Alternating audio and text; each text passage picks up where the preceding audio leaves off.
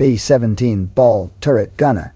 The B-17 Flying Fortress was one of the most formidable aircraft of World War II. This mighty strategic bomber largely contributed to crippling the German war industry by delivering more than a third of all bombs dropped on German soil during the war. Besides its great bombing potential, the B-17 was equipped with so many defensive machine gun emplacements that it really looked like a flying fortress. However, the fortress did not provide enough protection for the crew inside. Flying a B-17 was a very risky job since they were huge, slow, and therefore easy targets for enemy aircraft and anti-aircraft defenses, who always marked them as primary target. If the plane was hit, there was little chance that all of the 10-man crew could bail out. This was primarily the reason for the high casualty rates of bomber crews during the war. Out of the entire crew, the most endangered were the machine gunners housed in overexposed emplacements. One emplacement in particular carried the greatest risk, the position of the underbelly ball turret gunner. Ball turrets were originally not part of the B-17's defense system. In the beginning, the bottom of the bomber was protected by a remote-controlled version, which was quite a complex and troublesome system. Only from the 113th aircraft onwards did Boeing engineers begin to install the much better Sperry Ball turret. The Sperry Ball turret was a remarkably good, practical design. It was a spherical chamber made of aluminum and plexiglass attached to the fuselage at the aft section. Manned and electrically operated, the turret moved very quickly. It could revolve a full 360 degrees and pitch down to an any degree angle. With such features, it covered the entire area below the aircraft. It was attached to the fuselage by a shaft with a hydraulic pump that allowed it to retract into the aircraft. This was done in case of an emergency landing without using the landing gear. The B-17's ball turret was armed with two .50 caliber and M2 Browning machine guns, firing 700 to 850 rounds per minute. Each machine gun was belt-fed from two ammo boxes placed inside the fuselage. The turret may have been well designed, but was claustrophobic at only 4 feet in diameter. Inside, there were two hand controls for turning and pitching, both with electrical firing buttons. There was also a seat, a computing K4 gun sight, and a set of ancillary equipment. The dimensions of the turret required a gunner of very small stature. Even then, the only way to fit inside was to curl up in the fetal position. The gunner was in such a position that he had to aim through the sight between his knees. In this highly uncomfortable position, the gunner used both his hands to control the movement of the turret and feet to adjust the sight. Spending hours in this position at very low temperatures was difficult as it was, on top of the task of swiveling around in combat and focusing on shooting enemy aircraft. It took a lot of guts to enter the turret and face the enemy in the skies. Entering the weapon system was conducted from inside the aircraft. The entry hatch was positioned opposite the machine guns. In order to open it, the gunner had to manually turn the turret until the hatch was positioned inside the aircraft. It was never manned during takeoffs and landings for safety reasons, only when the aircraft was in the air. Even then, the gunner had to be careful. Entering the turret consisted of several predefined steps, and if the gunner failed to follow these orders, it led to injuries and even fatal accidents. Outside the turret, the gunner was completely exposed to enemy fire, especially since most of the fire was coming from below. Fighter planes attacking a bomber preferred doing it from below, as this section of the bomber was the least protected. Additionally, anti-aircraft fire was also coming from below. The shell of the turret was made of aluminum and plexiglass and provided absolutely no protection against machine gun, ammunition, and anti-aircraft grenade trap. In combat, if the turret mechanism was hit, it would be disabled, unable to turn or be retracted. This meant that the gunner would be trapped inside. In cases when the plane was forced into a belly landing, the ball turret suffered complete destruction, leaving the gunner absolutely no chance of surviving. Even during standard landings, it was risky for gunners to stay inside the turret. Of the entire crew, the ball turret gunner was the only one that didn't carry a parachute on his body or by his side. This was simply because there was no room for it. The gunner's parachute was held right beside the entry hatch inside the fuselage. To reach it, the gunner had to leave the turret. For this operation, he needed a substantial amount of time and the help of another crewman, since exiting was as complicated as the entry. Needless to say, casualties among ball turret gunners were high. The risk of their job was portrayed in a poem written by Randall Jarrell, "The Death of the Ball Turret Gunner 6 Miles from Earth.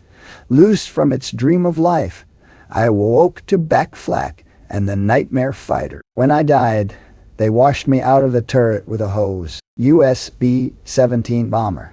Crewman, World War II.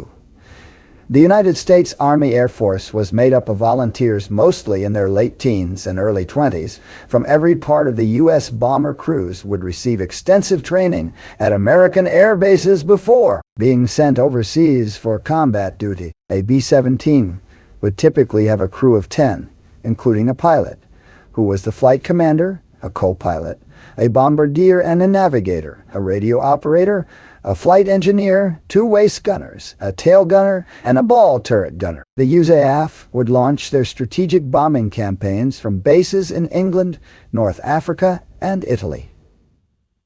The strategy of Air Force commanders was to carry out daylight raids at a high altitude in mass formations with overwhelming firepower. These raids would be carried out on industrial targets and communication and fuel supply lines.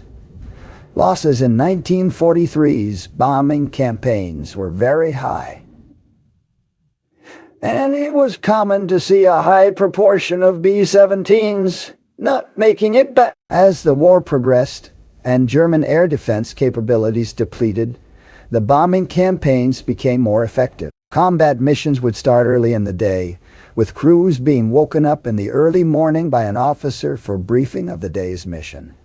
The bombers would then take off and fly into formation towards occupied Europe. The conditions were uncomfortable. Traveling in an unpressurized aircraft in the skies at 7,600 meters, or 25,000 feet, exposed to temperatures as low as minus 45 degrees centigrade or minus 56 degrees Fahrenheit. It was important, therefore, for crews to wear oxygen masks and heated flying suits on long flights to avoid frostbite or death. For the tail gunner and the ball turret gunner, the cramped positions made the journey even more uncomfortable. Parachutes were too bulky to be worn all the time, but crewmen wore harnesses, allowing them to quickly clip on their parachutes if they needed to bail out. Once the escort fighters were out of range and could no longer support the bombers, the crews would come under attack from German fighter planes. The gunners would then open fire from all directions, including the navigator on the cheek guns, the flight engineer on the top turret, the bombardier on the chin turret, and the other main gunners on the waists, ball turret, and tail gun. In addition to the danger of enemy fighters, heavy flak fire from ground guns could destroy the bomber and send it diving into the ground. Box formations, while providing better protection for fighters, made the bombers an easier target for anti-aircraft fire. As a target approached, the bombardier would take control of the aircraft and use his Norden bomb sighting link to the autopilot and release the bombs, hopefully hitting the target. Once the bomb load had been dropped, the crew would make their way back, sometimes with major sections of their B-17 bomber destroyed, contributing to the name of Flying Fortress. A bomber crew's tour of duty was often 25 missions, later increased to 35.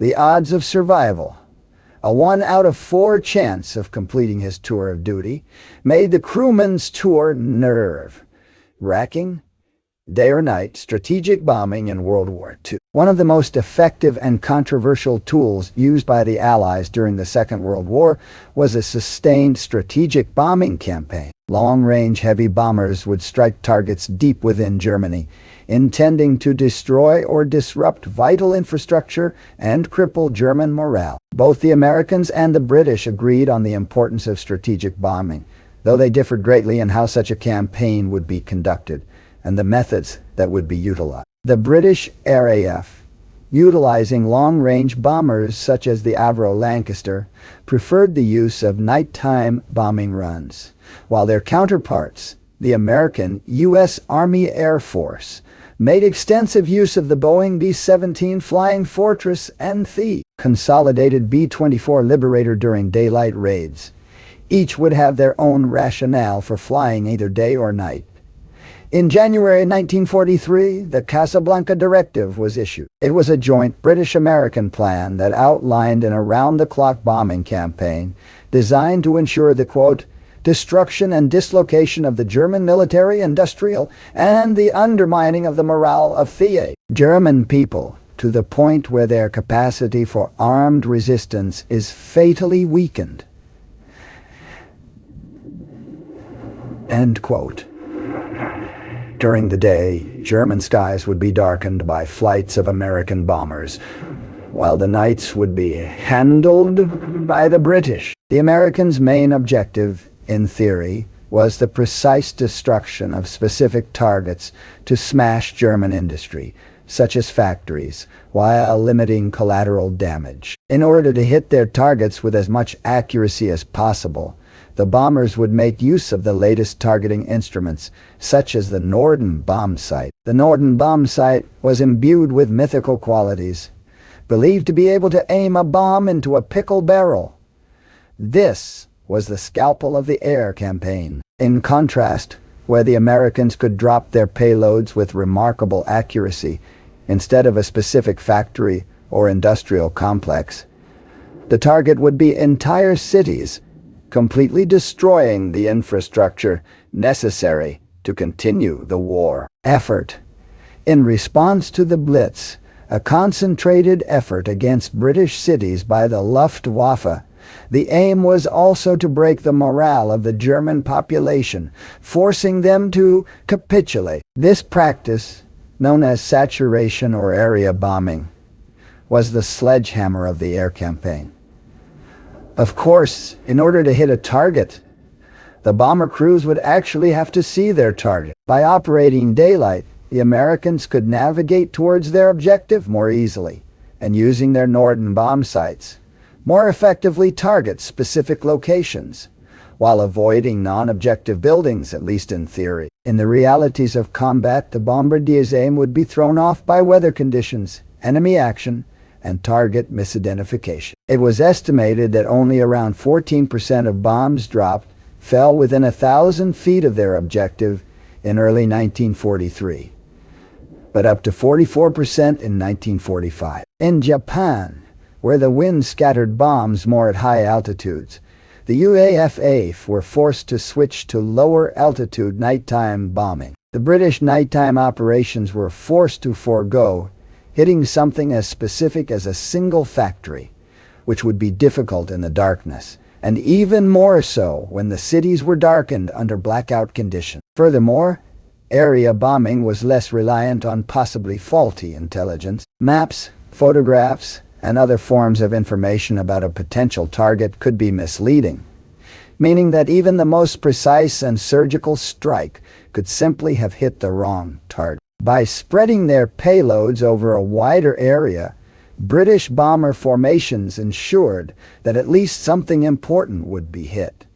One of the biggest risks to any bombing mission was the presence of Luftwaffe fighters, such as the Bf-109. In spite of the extensive defensive armament on their bombers, up to 13 50 caliber machine guns on the B-17, German fighters exacted a devastating toll on the bomber. The obvious solution to this issue was to send their own fighter escorts to fend off the enemy aircraft.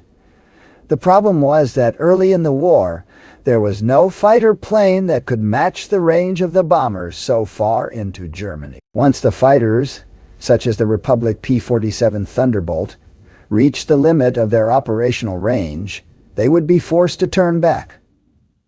Once the escorts were gone, the bomber formations would be swarmed by Luftwaffe aircraft. This problem would be solved later in the war with the introduction of external drop fuel tanks, as well as the creation of a long-range fighter, the P-51 Mustang. Flying in dense formations allowing the guns to cover one another, the bombers were also vulnerable to flak guns, which could easily see the planes as they flew overhead. The RAF Lancasters also operated outside the range of fighter escorts, such as the Supermarine Spitfire, though by operating at night, they received much less opposition from German fighters. The flak guns, which could easily see the American bombers, even at high levels, were forced to rely on searchlights to detect incoming British aircraft. The Lancaster also lacked the same defensive features as the Flying Fortress, foregoing the same defensive armament, with 8 machine guns in favor of a larger payload capacity. With more limited defensive armament, the most effective way to avoid the enemy was to avoid detection as much as possible, using the cover of darkness as a screen to stay safe from the enemy. The larger payload meant more destructive potential with each bombing run.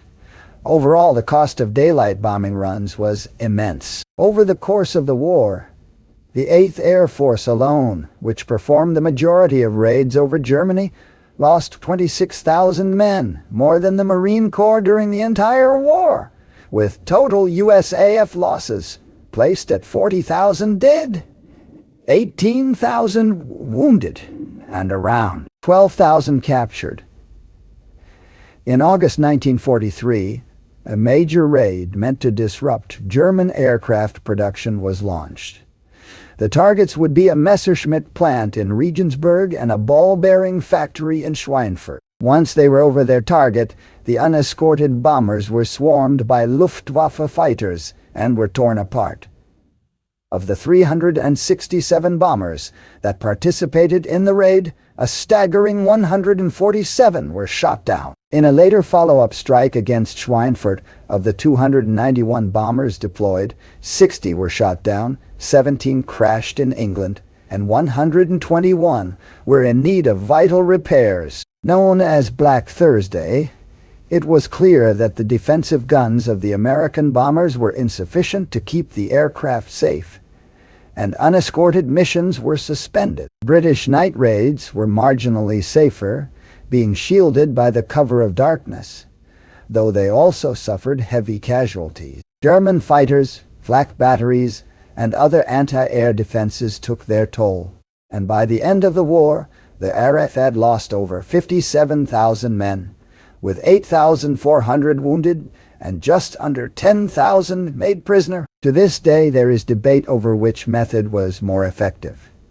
American daylight bombing was, at least in theory, more precise, enabling the Allies to grind down German industry. By cutting off this logistical element, the Wehrmacht would no longer be able to operate, and their war effort would grind to a halt. By area bombing at night, the RAF had destroyed major portions of German infrastructure, forcing Germany to divert resources towards repairing the damage, rather than the war effort. Perhaps the most controversial aspect of the bombing campaign was the effect on civilians. While American precision bombing did try to target strategic locations, the realities of war meant that large portions of their payloads would fall on civilian areas. The area bombing of the British, however, guaranteed that civilians would be killed in raids.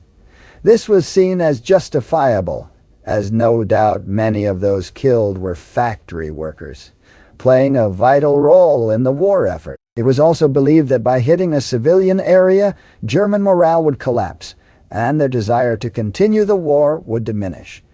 In probably the most infamous example, on February 13, 1945, the city of Dresden would be targeted. The first wave of RAF Lancaster bombers dropped high explosive and incendiary bombs on the city, dropping 880 tons on the city center.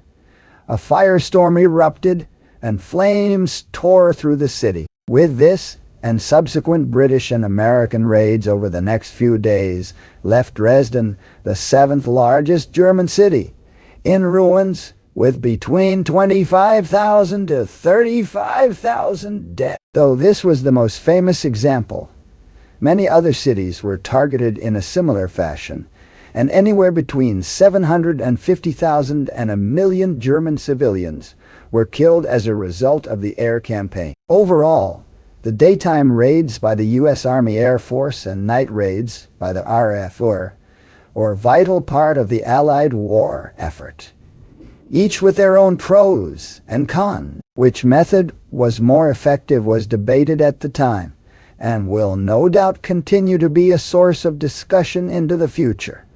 Cross-section B-17 Flying Fortress origins. The B-17 began development far before the outbreak of hostilities. In the 1930s, the Army Air Corps was in need of a large four-engine bomber, one that could be called to America's defense if an enemy fleet was to invade from a distant corner such as Hawaii, Alaska, or Panama. To this end, the aircraft company Boeing created the first prototype as early as 1935.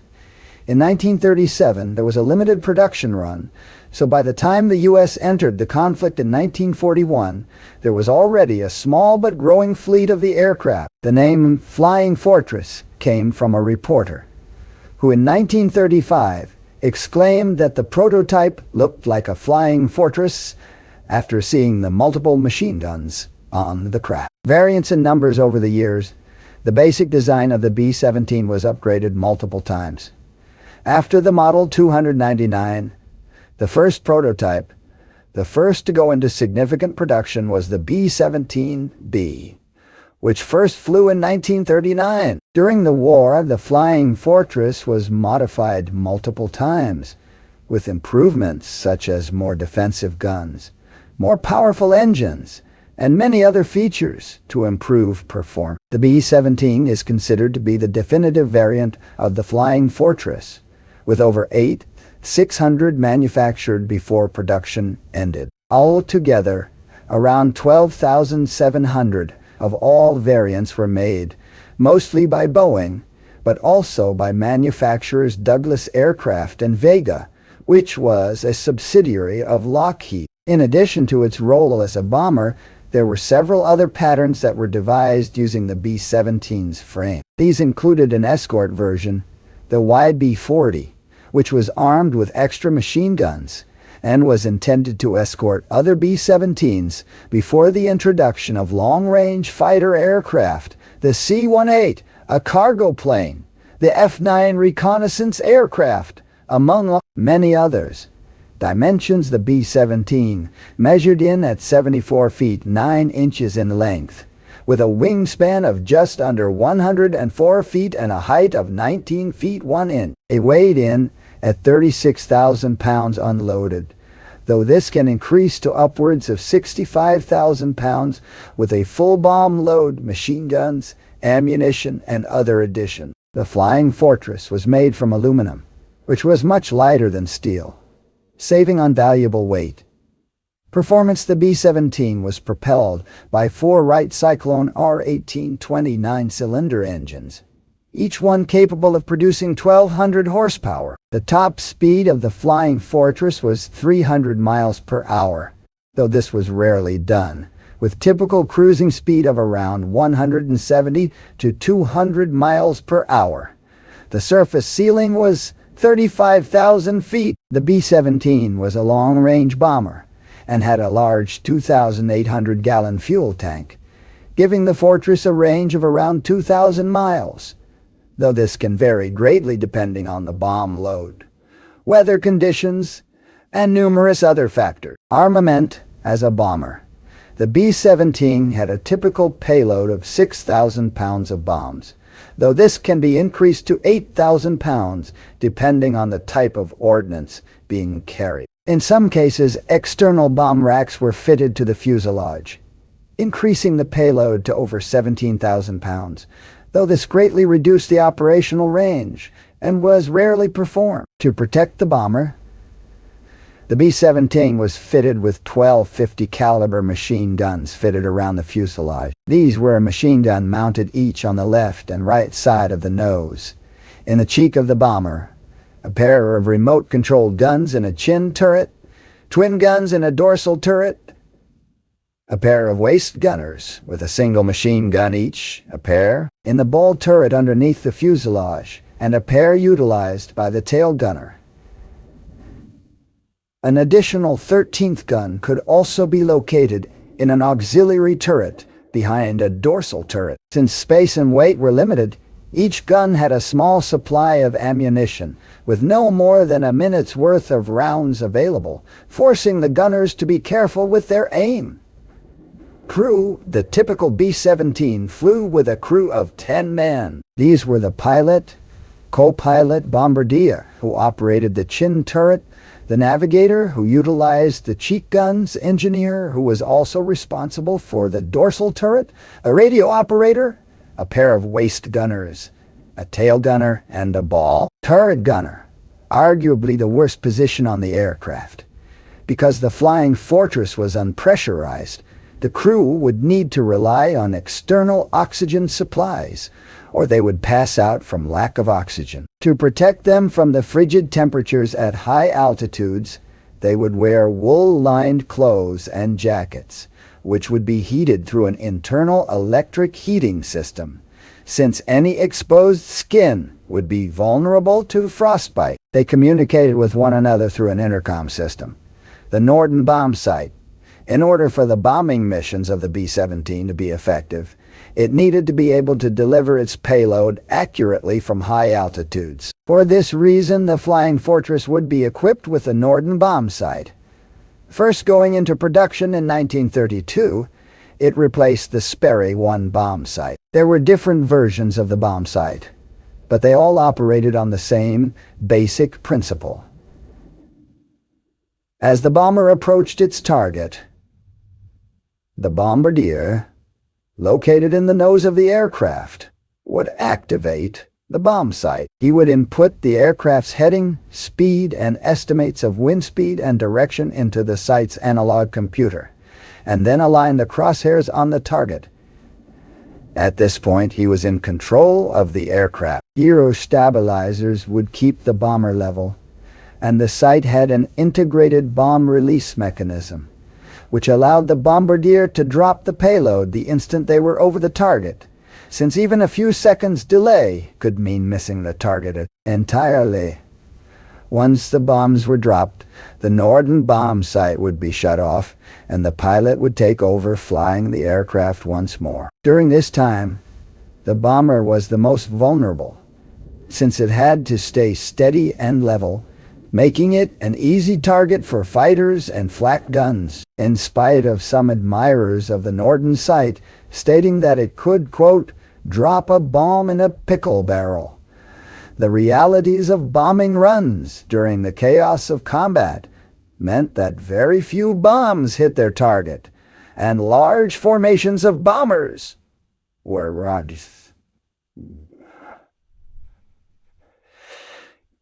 necessary to ensure the destruction of the objective.